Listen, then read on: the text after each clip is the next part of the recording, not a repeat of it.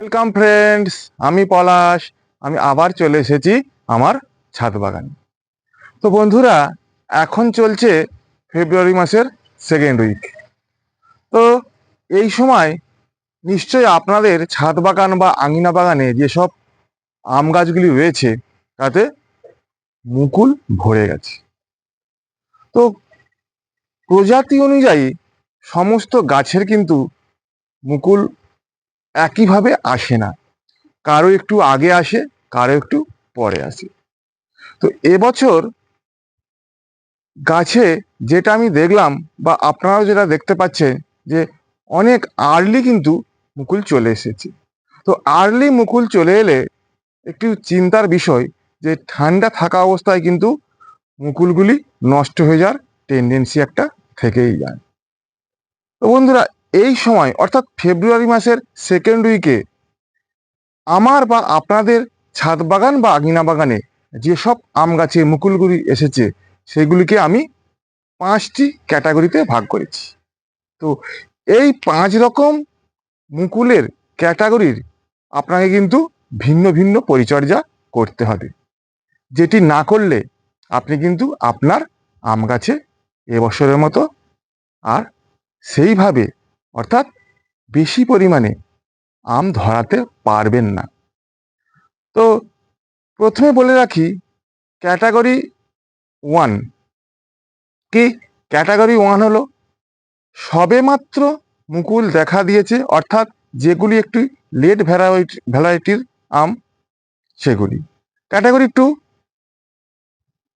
মুকুল কিছুটা বড় হয়ে গিয়েছে, অর্থাৎ 4 থেকে 6 ইঞ্চির মতো মুকুল হয়ে গেছে। ক্যাটাগরি 3, যে মুকুল ফুটে ফুলে পরিণত হয়েছে। ক্যাটাগরি 4, যেগুলি পলিনেশন হয়ে গিয়ে ছোট ছোট গুটি ধরে গেছে। আর ক্যাটাগরি 5, যেগুলি খুব আর্লি মুকুল এসেছিল, সেগুলি প্রচণ্ড শীতের কারণে কিছু কিছু মুকুল চুমিয়ে গেছে বা কালো হয়ে গেছে, সেগুলি পরিচর্যা। তো এই 5 ধরনের মুকুলের পরিচর্যা নিয়ে এবং এই মুকুলের থেকে কিভাবে আপনি প্রচুর পরিমাণে আম পাবেন তারই আজকে ভিডিও। তো প্রথমে আমি আমার ছাদ বাগান এবং আঙিনা বাগানের গাছগুলি দেখিয়ে দিই আমার মুকুল কিভাবে এসেছে। এইদিকে আসুন, এটি দেখতে পাচ্ছেন আমার একটি কিং অফ চাকাপাত ম্যাঙ্গো। এটি কিন্তু দেখতে পাচ্ছেন কি বন্ধুরা, দেখুন গুটি সেটিং হয়ে গেছে। এটি অলরেডি পলিনেটররা যা এসেছিল তারা কিন্তু পলিনেশন কমপ্লিট করে দিয়েছে। তো এটির মুকুলের সাইজ দেখুন বন্ধুরা, আমার হাত 20 ইঞ্চি। এই 20, তাহলে এই মুকুলটা দেখুন কত ইঞ্চি করে হয়েছে, এক একটা 20, প্রায় 24 ইঞ্চি করে এক একটা মুকুল। এটাও দেখুন মুকুলের সাইজটুকু দেখুন, 20 ইঞ্চি, এটা 22 ইঞ্চির মতো। এই মুকুলটি 22 ইঞ্চির মতো লম্বা। তো এটি হলো কিং অফ চাকাপাত। আর এটি দেখুন, এটি দেখুন কি, এটি সেই জাপানের বিখ্যাত প্রজাতি মিয়াজাকি। তো আর তারপরে আসুন, এটাই কিন্তু গুটি সেটিং হয়ে গেছে অলরেডি। তারপরে আসুন, এটি অরুণিকা। অরুণিকা ম্যাঙ্গো তো কত ভালো প্রজাতি আপনারা শুনেছেন বা আপনাদের ছাদ বাগানেও কারো কারো হয়তো ইতিমধ্যে হয়েছেন এবং এর স্বাদ গ্রহণ করেছেন। এরপরে আসুন, এটি রেড আইভরি বা চিয়াংমাই। এটি দেখুন মুকুল 4 থেকে 6 ইঞ্চির মতো সাইজ হয়েছে। তো এরপরে আসুন, এটি অরুণিকা। এটি অরু পুষা অরুণিমা। আগেরটা দেখলাম অরুণিকা, এটা অরুণিমা। এটিরও কিন্তু মুকুল এখনো পর্যন্ত ফোটে না, তো 2-1টি ফুটতে শুরু করেছে। এগুলো কিন্তু একদম 2 ইঞ্চি, 2.5 ইঞ্চি, 3 ইঞ্চি এইভাবে সাইজ মুকুলের রয়েছে। আর এটি দেখুন, এটি নামডাকমাই গোল্ডেন বা নামডাকমাই সিথন বা নামডাকমাই হ্যাজ, এই 3 রকম নামে এটি পরিচিত। তো এটি আসুন, এটি কি দেখছেন, এটি হলো ব্যানানা ম্যাঙ্গো। এটি ব্যানানা ম্যাঙ্গো, এতেও কিন্তু পলিনেশন প্রায় কমপ্লিট। তো এতে কিছু কিছু গুটি সেটিং অলরেডি হয়ে গেছে। এবার চলুন আমার আঙিনা বাগানে যেসব আঙের প্রজাতিগুলি রয়েছে সেই আম গাছগুলির কি অবস্থা বা মুকুল কিভাবে এসেছে সেগুলি আপনাদেরকে দেখিয়ে দিই। এবার বন্ধু আমরা চলে এলাম আমার আঙিনা বাগানে যে আম গাছের আপডেট নিয়ে। তো এই যে গাছটি দেখতে পাচ্ছেন, এটা কি কিউজাই। কিউজাইয়ের আমের সাইজ কত বড় আপনারা অলরেডি জানেন। তো এটি কিন্তু ফুল প্রস্ফুটিত হচ্ছে এবং পলিনেটররা পলিনেশন করছে। তো এটি কিং অফ চাকাপাত দেখতে পাচ্ছেন, এতেও বেশ কিছু কিছু গুটি সেটিং হয়েছে। তো এর মাধ্যমে বোঝা যাচ্ছে যে আমার ছাদ বাগানেও যে কিং অফ চাকাপাতের গাছটি রয়েছে তাতেও কিন্তু ছোট গুটি সেটিং হয়ে গেছে, অর্থাৎ এটি একটু আর্লি ভ্যারাইটি। আর এটি দেখতে পাচ্ছেন, এটি সেই রেড আইভরি বা চিয়াংমাই, এটি ফুল প্রস্ফুটিত হতে শুরু করেছে এবং পলিনেটররা পলিনেশন করছে। আর এটি দেখতে পাচ্ছেন, এটি কিন্তু কিং অফ চাকাপাত নয়, এটা হলো চিয়াংমাই বা রেড আইভরি। এটি একটু লেটে আসছে কারণ এই গাছটি একটু ডিস্টার্ব হয়ে গেছিল, এখান থেকে কেটে দিয়েছিলাম এবং ডালগুলি অনেক পরে বের হয়েছে, সেই জন্য এর কুঁড়িগুলিও কিন্তু একটু লেট করে বের হচ্ছে। আর এটি দেখতে পাচ্ছেন বন্ধুরা, সেই বাংলাদেশের বাড়ি 13 আমে বেশ কিছু ব্রাঞ্চ আমি তৈরি করেছি। তো এটি 2 থেকে 4 ইঞ্চির মধ্যে এই কুঁড়িগুলি হচ্ছে, এগুলো যেমন 1 ইঞ্চি।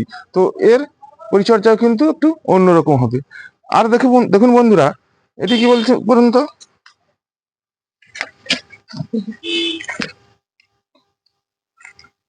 এটি হলো কাটিমন, থাই কাটিমন। একটু বেশ 28 থেকে 30টি ব্রাঞ্চ রয়েছে এবং প্রত্যেক ব্রাঞ্চে কিন্তু মুকুল সেটিং হয়েছে। এটি অলরেডি পলিনেশন হয়ে গেছে এবং ছোট ছোট গুটি সেট হতে শুরু করেছে। এটির পরিচর্যা কিন্তু আর এক ধরনের হবে। তো এরপরে আসুন, এদিকে আসুন, এটি দেখতে পাচ্ছেন বন্ধুরা, এটি হলো হানি ডিউ। এটিরও কিন্তু ফুল প্রস্ফুটিত হয়ে গেছে, পলিনেশন চলছে অলরেডি এবং বেশ মানে ম্যাক্সিমাম পলিনেশন হয়ে গেছে। তো এর পরিচর্যা কিন্তু আর এক রকম হবে। তো এইদিকে আসুন, এটি কি দেখতে পাচ্ছেন বন্ধুরা, এটি দেখতে পাচ্ছেন, এটি হলো চিয়াংমাই বা রেড আইভরি। এটিও বেশ কিছু গুটি অলরেডি সেটিং হয়ে গেছে। তো এইবার তো এইবার আসুন, এটা দেখতে পাচ্ছেন, এটা অল টাইম ভিয়েতনাম ম্যাঙ্গো বলে যেটি কিনেছিলাম, অলরেডি এটিতে ফল হয়েছে, অফ টাইমে হয়েছিল, কিন্তু এখন সিজনে কুড়ি এসেছে। দেখা যাক সিজনে আমের টেস্ট কেমন হয়। এটি কিন্তু 2 থেকে 4 ইঞ্চির মধ্যে কুড়ি সাইজ বা মুকুলের সাইজ। এর ট্রিটমেন্টও কিন্তু আর একরকম হবে। আর এটি দেখতে পাচ্ছেন, এটি হচ্ছে নামডকমাই গোল্ডেন। তো এটি বেশ কয়েকটি কুড়ি এসেছে, মুকুল এসেছে এবং পলিনেশন রানিং। তো এটি দেখতে পাচ্ছেন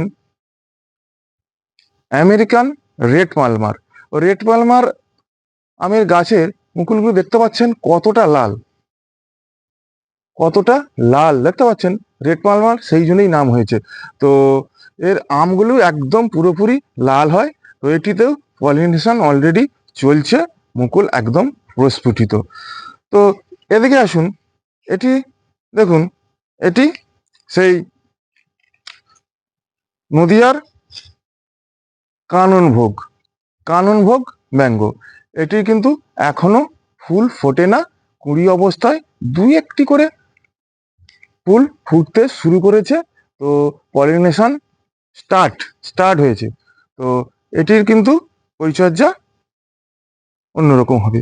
আর এটি দেখুন, এটিও কিন্তু আমেরিকান রেড পালমার। এটির 2 থেকে 3 ইঞ্চির মধ্যে কুড়ির সাইজ রয়েছে। তো এর কুড়িগুলি এখানে একটু কালো কালো ভাব হয়েছে। তো এর ট্রিটমেন্ট কিন্তু আমাকে অবশ্যই করতে হবে। আর এটি আসুন, এটি দেখতে পাচ্ছেন,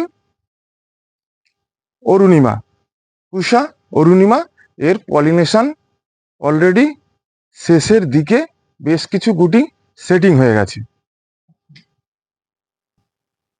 তাহলে বন্ধুরা, এতক্ষণ দেখলেন আমার ছাদ বাগান এবং আঙিনা বাগান মিলে যেসব আমের প্রজাতিগুলিতে ফুল এসেছে এবং যে গাছগুলিতে আমি ফল নেব, একমাত্র আমি সেই গাছগুলি আপনাদেরকে দেখালাম। এছাড়াও আর যেসব প্রজাতিগুলি রয়েছে সেগুলোতেও কুড়ি এসেছে, সেগুলির ফল আমি নেব না। সেগুলো কেন নেব না সে নিয়ে কিন্তু আর একটি ভিডিও বানিয়ে আপনাদেরকে উপহার দেব। তবে বন্ধুরা, এ প্রসঙ্গে বলে রাখি, আমার ছাদ বাগান এবং আঙিনা বাগান মিলিয়ে টপ টপ ভ্যারাইটির 40টি আমের গাছ রয়েছে, যার মধ্যে মোট প্রজাতি রয়েছে 28 রকম। চলুন এইবার আপনাদেরকে বলি যে এই গাছগুলির এই 5টা ক্যাটাগরিতে আমি ভাগ করেছি, কিভাবে কোন গাছের ট্রিটমেন্ট করব।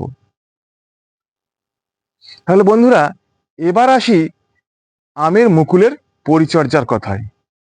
তো এতক্ষণ দেখলেন যে আমার ছাদ বাগান ও আঙিনা বাগানের মুকুলের কি সিচুয়েশন বা কি পরিস্থিতি।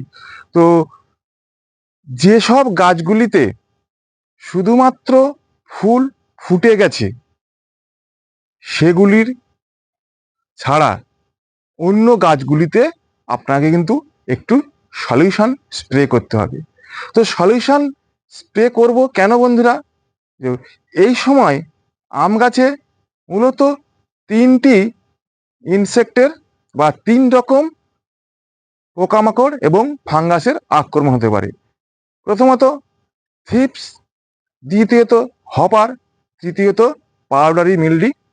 এই 3 রকম ইনসেক্ট এবং ফাঙ্গাসের আক্রমণ হতে পারে। তো এগুলি যদি আপনার আম গাছে হয় তাহলে কিন্তু আপনার মুকুলের রস এবং ছোট ছোট যে গুটিগুলি বেঁধেছে সেগুলি কিন্তু শুষে খেয়ে সমস্ত নষ্ট করে দেবে। তো এইগুলির হাত থেকে রক্ষা পাওয়ার জন্য শুধুমাত্র যখন বা যে মুকুল প্রস্ফুটিত হয়েছে সেই প্রস্ফুটিত মুকুল ছাড়া যে ছোট যে মুকুল একটু বড় হয়েছে, ফোটে না, যেগুলো গুটি সেটিং হয়ে গেছে এবং যেগুলি শীতের মরশুমে মুকুল হয়েছিল এবং প্রস্ফুটিত হয়েছিল, যেগুলি কিছু কিছু কালো কালো হয়ে গেছে, সেগুলিতে আপনি স্প্রে করবেন। কি স্প্রে করবেন? আমি যেটা স্প্রে করব, তো এখন সকাল 10টা, তো এত রোদ্দুরে কিন্তু আমি এটা স্প্রে করব না। আমি ঠিক সন্ধ্যার আগে আমি স্প্রে করব এই ফাঙ্গাসের জন্য অ্যামিস্টার টপ পার লিটারে 1 ml এবং প্রোফেক্স সুপার ইনসেক্টের জন্য প্রোফেক্স সুপার পার লিটারে 1 ml। এটা কিন্তু প্রোফেক্স সুপার আপনি 1 ml এরও কম দিতে পারেন বন্ধুরা, এর কিন্তু বেশি দেবেন না। তো এই দুটির সলিউশন করে আমি যে গাছগুলিতে মুকুল এসেছে, সেই গাছ মুকুল প্রস্ফুটিত হয়েছে, সেই গাছ ছাড়া সমস্ত গাছে ঠিক সন্ধ্যার আগে স্প্রে করে দেবো।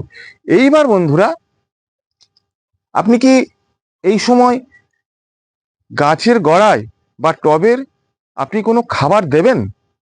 তো বন্ধুরা, এ প্রসঙ্গে আমি বলবো, শুধুমাত্র যে গাছগুলিতে ছোট ছোট মটর দানা বা তার থেকেও ছোট বা মটর দানা থেকে বড় গুটি এসেছে, সেই গাছের গোড়ায় খুবই অল্প পরিমাণে সাদা পটাশ, বা যদি টবের সাইজ অনেক বড় হয় লাল পটাশ এবং বোরন আপনি জলের সঙ্গে গুলে গাছের গোড়ায় অল্প পরিমাণে দিতে পারেন।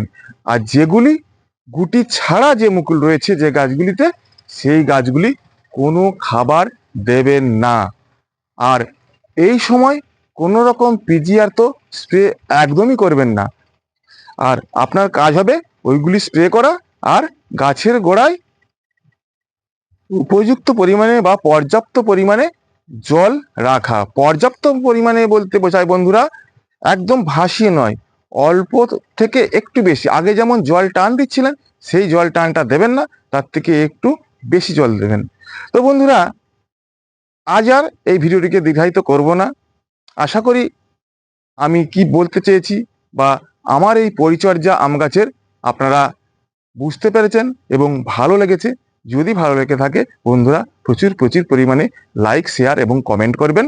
এবং যদি আমার চ্যানেলকে এখনো পর্যন্ত সাবস্ক্রাইব না করে থাকেন, তাহলে কাইন্ডলি সাবস্ক্রাইব করে আমার পাশে থাকবেন এবং তার সঙ্গে সঙ্গে বেল আইকনটি, নোটিফিকেশনের যে বেল আইকনটি রয়েছে সেটি অল করে দেবেন।